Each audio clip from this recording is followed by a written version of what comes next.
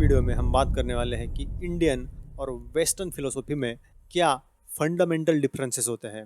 मैं खुद एक फिलोसॉफी का स्टूडेंट हूँ और इस वीडियो में हम एक्सप्लोर करने वाले हैं कि ऐसे कौन से टेनेट्स होते हैं जो इंडियन और वेस्टर्न फिलोसॉफी को सेपरेट करते हैं।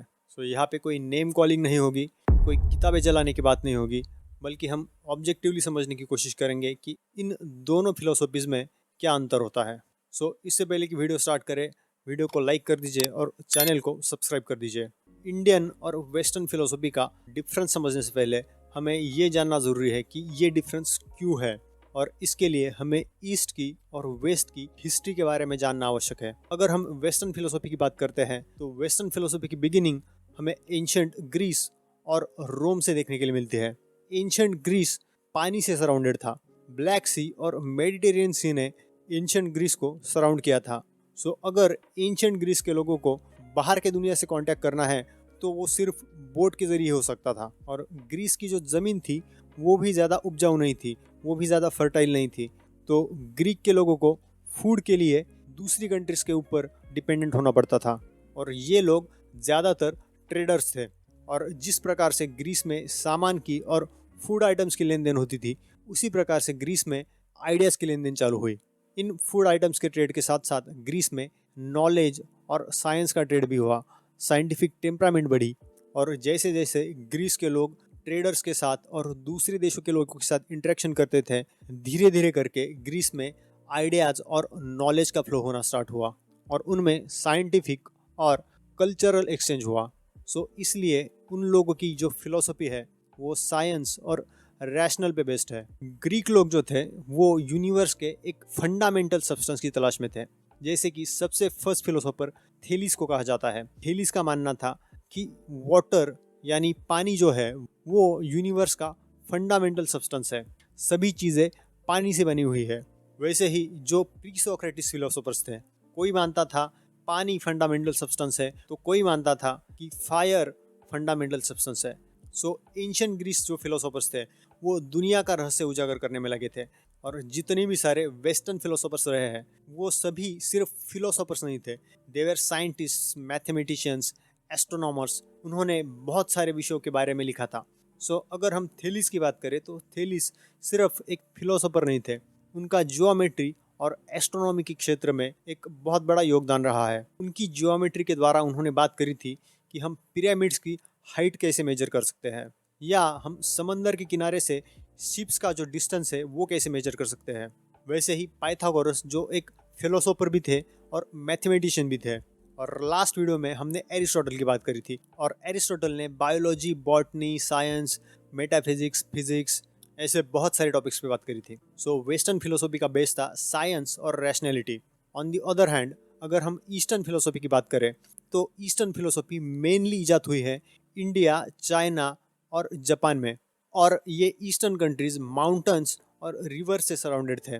और हमारे यहाँ की जो ज़मीन है वो ज़्यादा फर्टाइल है, और इसलिए इंडियन लोग ज़्यादातर खेती पे रिलाई करते थे।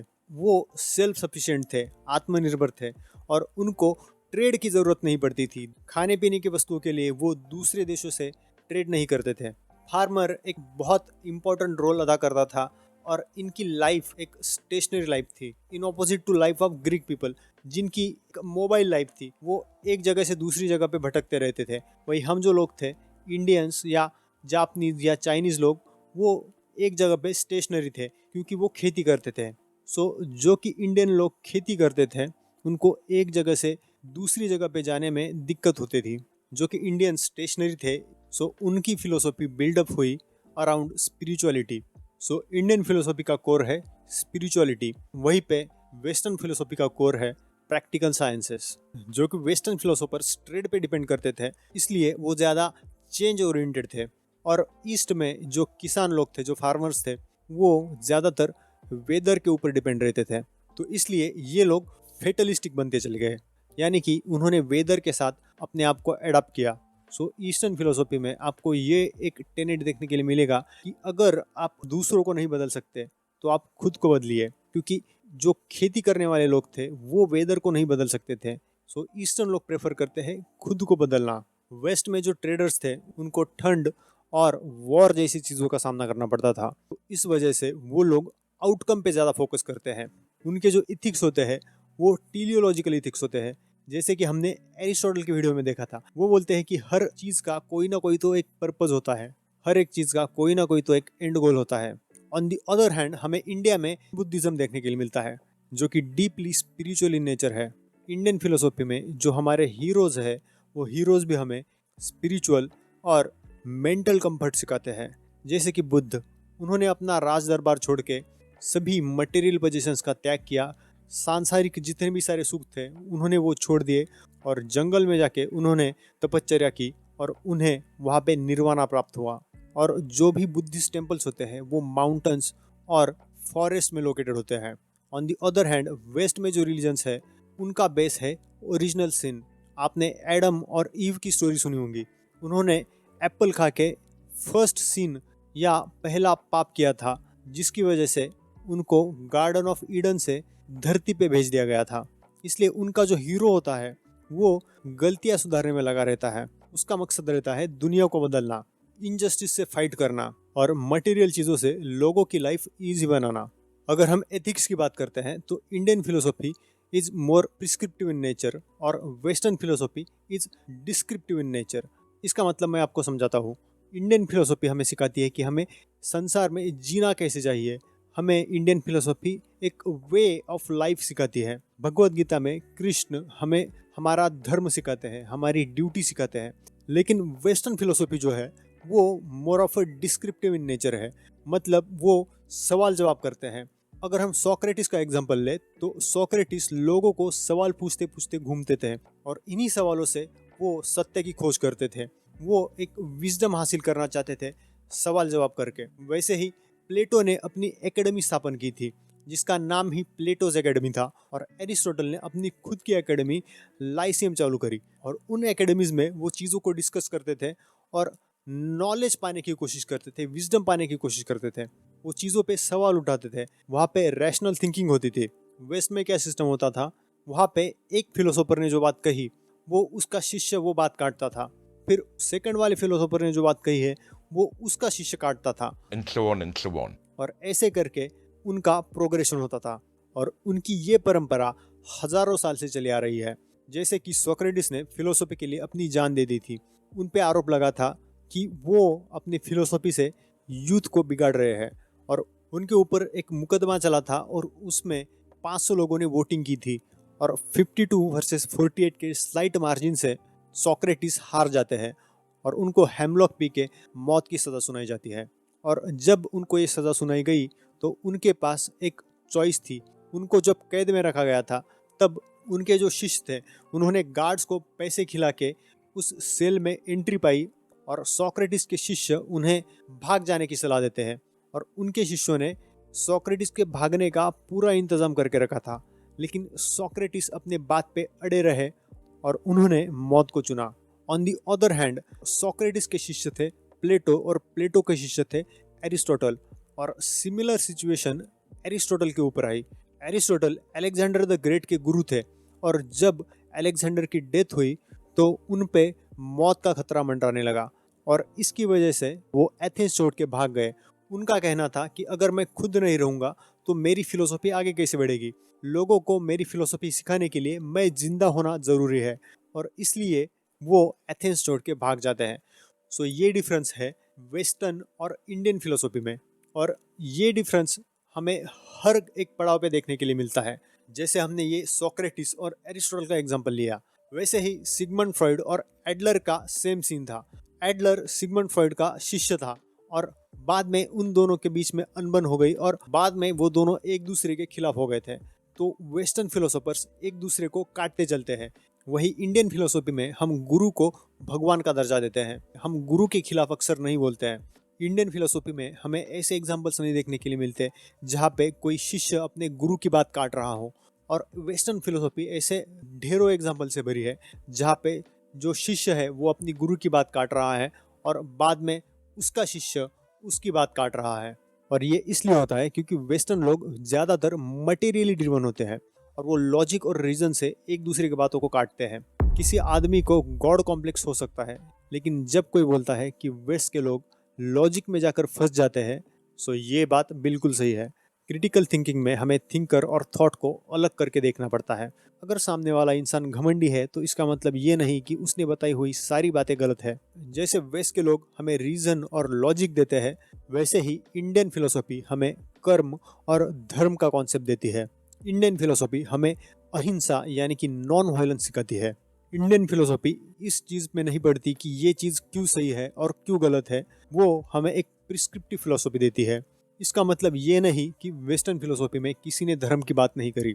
वेस्ट में इथिक्स के क्षेत्र में सबसे बड़ा नाम जो है वो इमैनुअल कांट का लिया जाता है, और इमैनुअल कांट ने हमें ड्यूटी के बारे में सिखाया था, वही बात जो हमें भगवत गीता में श्री कृष्ण ने सिखाई थी। कांट और कृष्ण ने हमें एक ही बात बताई थी कि हमारा फोकस ड्यूटी पे होना चाहिए।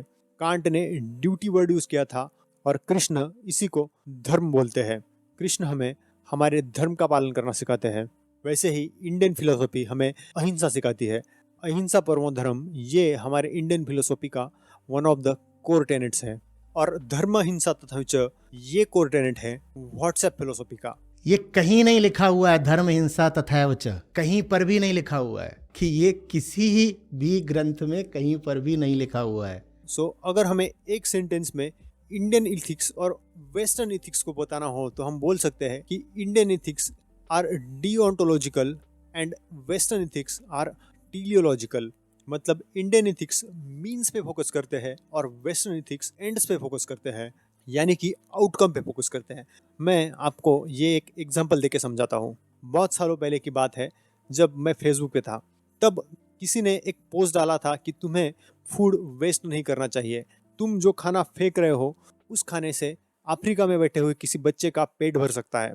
सो ये बात अगर कोई इंडियन आदमी पढ़ता है, सो मोस्टली हमारा पहला ख्याल होगा कि फूड वेस्ट करना गलत है। लेकिन मैंने जब उस वीडियो के कमेंट्स पढ़े तो जो भी वेस्ट के लोग थे उनके मेजोरिटी ऑफ कमेंट्स थे, अगर मैं फूड वेस्ट कर रहा हूँ तो जो बच्चा अफ्रीका में भूखा मर रहा है उसका इसमें क्या नुकसान हो रहा है। मैं अपना फूड उस बच्चे को तो दे नहीं रहा हूँ, तो मैं अपना खाना खाऊं या फेंक दूं, इससे क्या फ़र्क पड़ता है।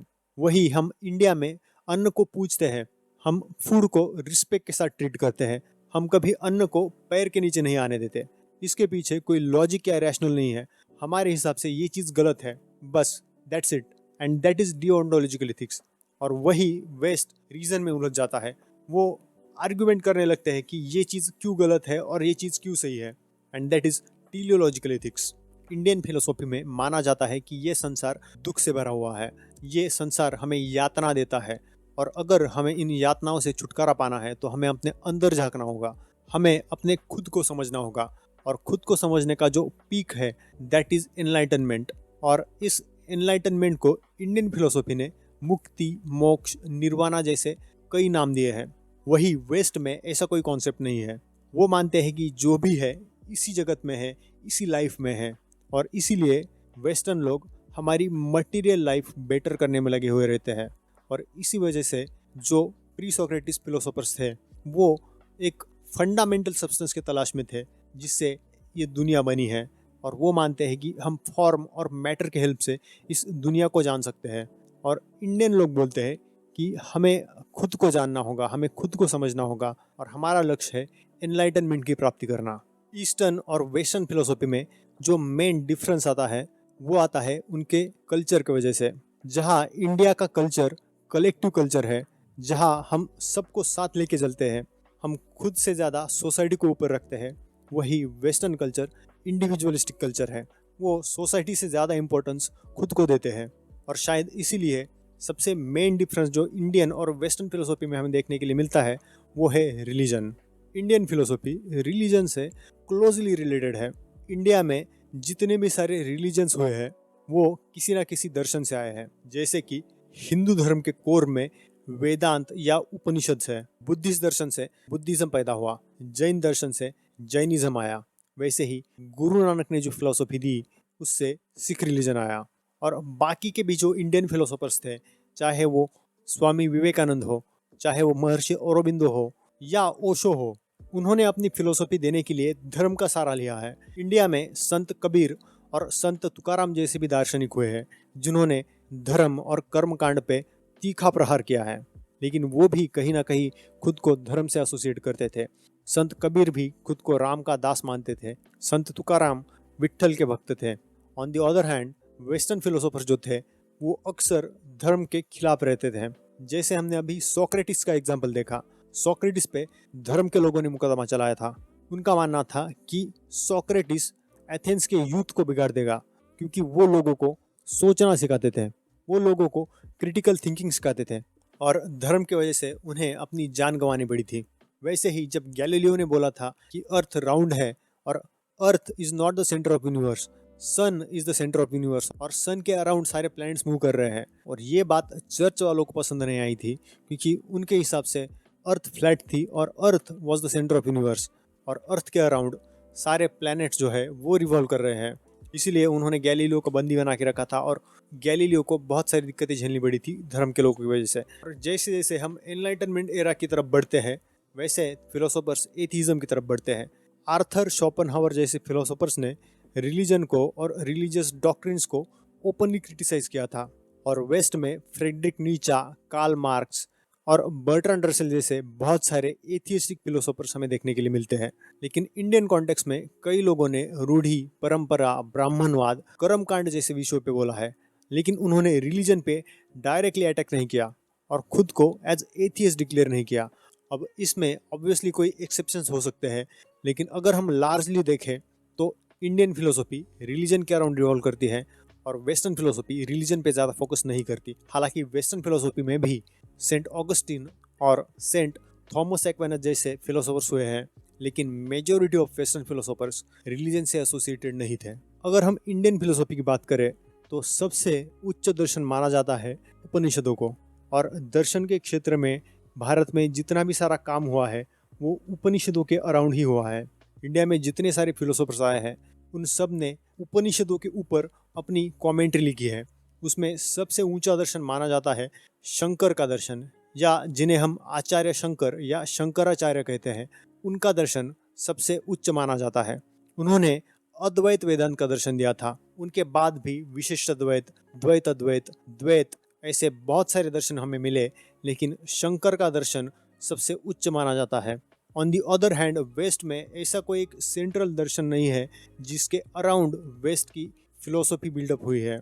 जहाँ इंडिया में उपनिषदों में ब्रह्म की बात होती है, वही वेस्ट में हमें रैशनलिज्म, एम्पिरिसिज्म, आइडियलिज्म ऐसे बहुत सारे फिलोसॉफिकल स्कूल्स देखने के लिए मिलते हैं।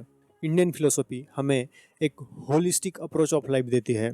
ये एक ऑल इंक्लूसिव फिलोसॉफी है। वही वेस्टर्न फिलोसॉफी इंडिविजुअलिज्म और मटेरियलिज्म पे ज़्यादा कॉन्सेंट्रेट करती है। जहाँ इंडियन फिलोसॉफी एक कोलैबोरेटिव फिलोसॉफी है, वही वेस्टर्न फिलोसॉफी डिवाइडेड है। इंडियन फिलोसॉफी में जो टर्म्स यूज़ किए गए हैं जैसे ब्रह्मन, आत्मन, माया, कर्म, इन सारे टर्म्स के कई सब्जेक्टिव इंटरप्रिटेशंस हो सकते हैं। ये टर्म्स कहीं पे भी प्रिसाइजली डिफाइन नहीं किए गए, इसलिए हमें देखने के लिए मिलता है जो इंडियन स्क्रिप्चर्स है उनके लोग गलत मीनिंग निकालते हैं। वही on the other hand western philosophy में जो टर्म्स यूज़ किए जाते हैं वो प्रिसाइजली वेल डिफाइंड टर्म्स हैं और हर एक टर्म की हमें डेफिनेशन देखने के लिए मिलती है। ऐसा नहीं है कि इंडियन फिलोसॉफी और वेस्टर्न फिलोसॉफी पूरी तरीके से अलग है। ऐसे कई एरियाज है जहाँ पे इंडियन और वेस्टर्न फिलोसॉफी ओवरलैप करती है। जैसे हमने पहले कांट और कृष्ण के बारे में बात करी थी, इन दोनों ने ही हमें ड्यूटी या कर्म के बारे में सिखाया है। वैसे ही वेस्टर्न फिलोसोफर आर्थर शोपेनहावर उपनिषदों के अभ्यासक थे और उन्होंने बोला था Upanishads are the production of the highest human wisdom and I consider them almost super human in conception. Schopenhauer भी उपनिषदों को सबसे उच्च फिलोसॉफी मानते थे और वो बोलते थे कि I find solace of death and life in Upanishad. So finally the $1,000,000 question is, कौन सी फिलोसॉफी बेस्ट है, इंडियन या वेस्टर्न? हर एक दर्शन जो होता है दैट इज इवॉल्विंग। कोई भी दर्शन हो, चाहे वो इंडियन फिलोसॉफी हो या वेस्टर्न फिलोसॉफी हो, हर कोई दर्शन वक्त के साथ इवॉल्व करता है। सांख्य दर्शन जो कि सबसे पुराना दर्शन माना जाता है, उसमें हमें प्रकृति और पुरुष के बीच में ड्यूअलिज्म देखता है। वही जैसे जैसे हम आगे प्रोग्रेस करके वेदांत के ऊपर आ जाते हैं तो वेदांत अद्वैत की बात करता है। वैसे ही वेस्टर्न फिलोसॉफी क्वेश्चनिंग, लॉजिक और रीजनिंग का इस्तेमाल करते हुए इवॉल्व होती गई। जहाँ इंडियन फिलोसॉफी ने हमें स्पिरिचुअलिटी, माइंडफुलनेस, योगा, मेडिटेशन जैसी बातें सिखाई, वही वेस्टर्न फिलोसॉफी हमें सिखाती है कि हमें मटेरियल लाइफ कैसी जीनी चाहिए, हमें रीज़न का इस्तेमाल कैसे करना चाहिए, हमें लॉजिक का इस्तेमाल कैसे करना चाहिए।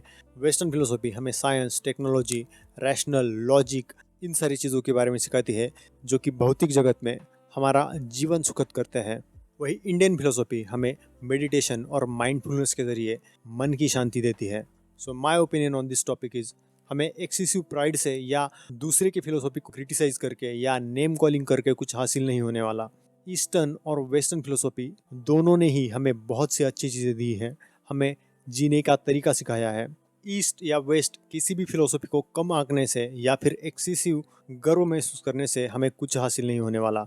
अगर हम ये चीज़ें करते हैं तो हमारा खुद का इन्फीरियोरिटी कॉम्प्लेक्स बाहर आ जाता है।